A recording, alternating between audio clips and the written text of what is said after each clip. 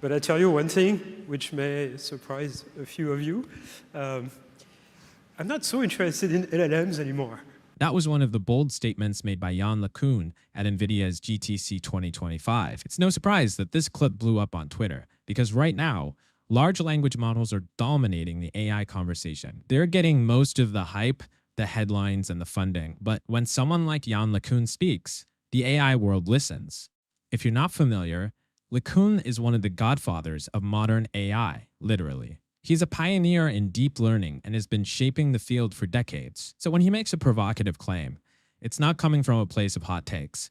It's coming from years of deep research and real-world insight. Naturally, it's left a lot of people wondering, is he actually right? Let's take a closer look at what he said, especially his breakdown of the 4 main focus areas he believes are critical for the future of AI. Four things. How you get machines to understand the physical world. And Jensen talked about this this morning in this keynote. How do you get them to have persistent memory, which not too many people talk about? And then the last 2 are, how do you get them to reason and plan? And there is some effort, of course, to get LLMs to reason. But in my opinion, it's a very kind of simplistic way of viewing reasoning. I think there are probably kind of more better way of doing this. So I'm excited about things that a lot of people in this community, in the tech community, might get excited about 5 years from now. But right now it doesn't look so exciting because it's some obscure academic paper.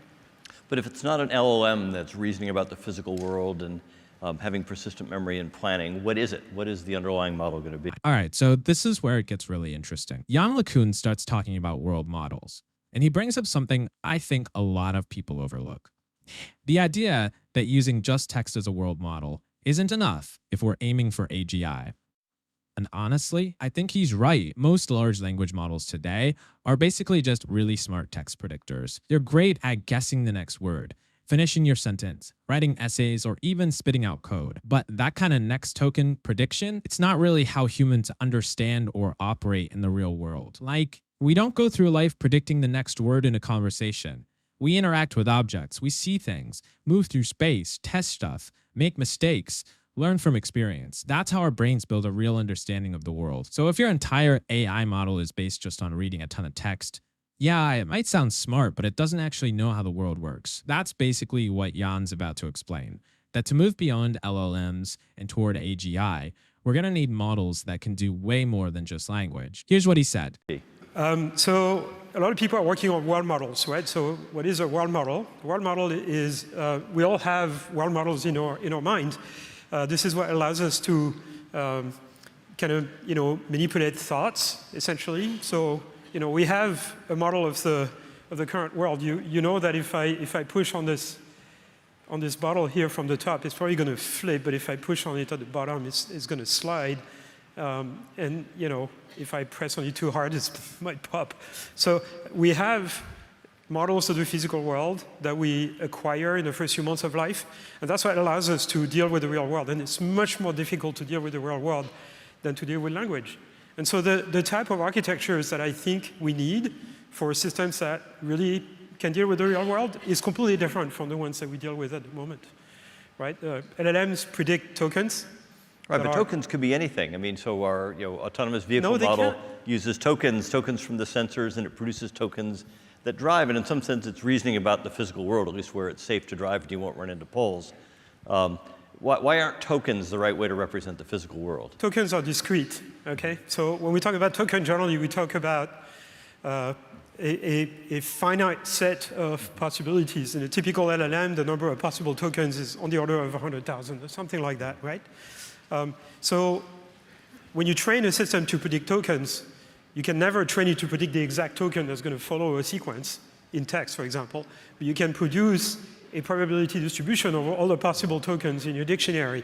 It's just a long vector of 100,000 numbers between 0 and 1 that sum to 1. We know how to do this. We don't know how to do this with video, with natural data that is high-dimensional and continuous. And every attempt at trying to get systems to understand the world or build mental models of the world by being trained to predict videos at the pixel level, basically it failed. So basically what Yann's saying here is that using transformers to predict the physical world just doesn't really work. And it kind of makes sense when you hear his reasoning. The core issue, these models are just predicting the next token. That's it. And sure, that works well for text. But when it comes to the physical world, there's so much more going on. Stuff that's just implicit in how we live, move, and interact. Things your brain does automatically without you even realizing, like gravity, object permanence, cause and effect. You don't think about those things.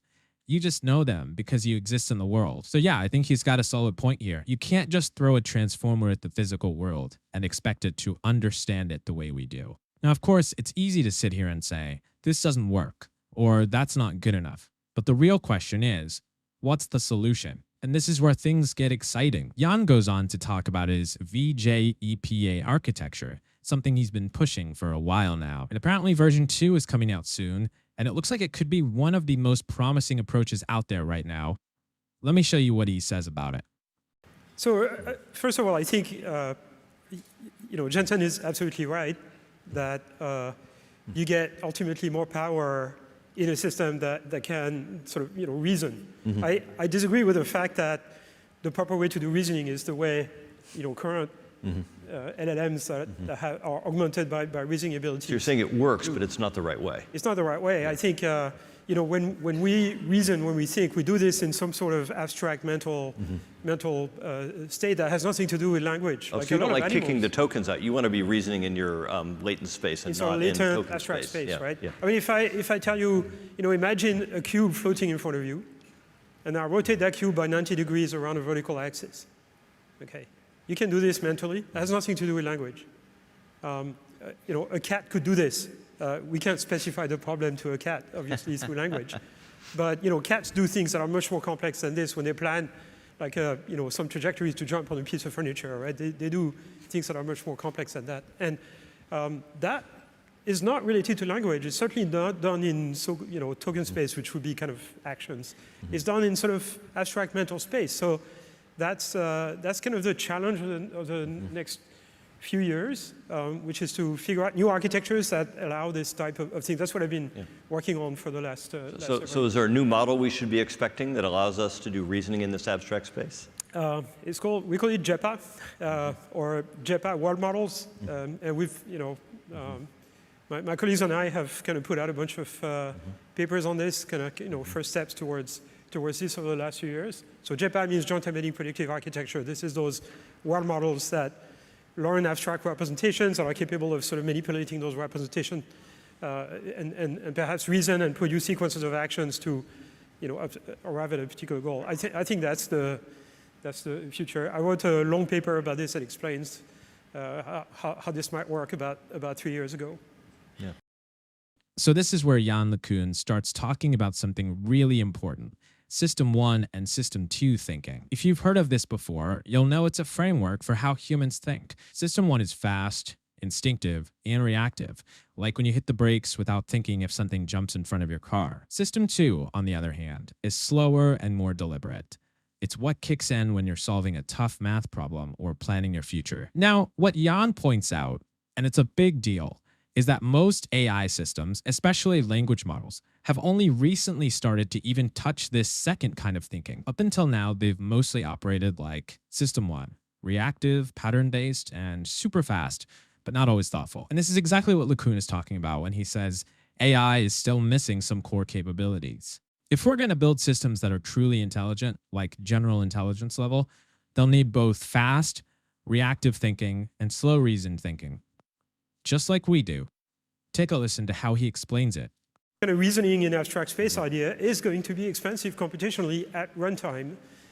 And it connects with something that we're all very familiar with, right? So psychologists talk about System 1 and System 2. System 1 is tasks that you can accomplish without really sort of thinking about them. You become used to them, and you can accomplish them without thinking too much about them. So if you are an experienced driver, you can drive even without driving assistance. You can drive without thinking about it much. You can talk to someone at the same time. You can, etc. But if you are if you drive for the first time or the first few hours, you're dangerous. At the wheel. you have to really focus on what you're doing, right? And you're planning all kinds of catastrophe scenarios and stuff like that, imagine all kind of things. So that's system 2. You're recruiting your entire prefrontal cortex to your world model, your internal world model, to figure out what's going to happen, and then plan action so that good things happen. Whereas when you're familiar with this, you can just use system 1 and sort of do this automatically. And so this idea that you start by using your world model and you're able to accomplish a task, even a task that you've never encountered before, 0 shot, right? You don't have to be trained to solve that task. You can just accomplish that task without learning anything, just on the basis of your understanding of the world and your planning abilities. That's what's missing in current systems. But if you accomplish that task multiple times, then eventually it gets compiled into what's called a policy, right? So a sort of reactive system that allows you to just accomplish that task without planning.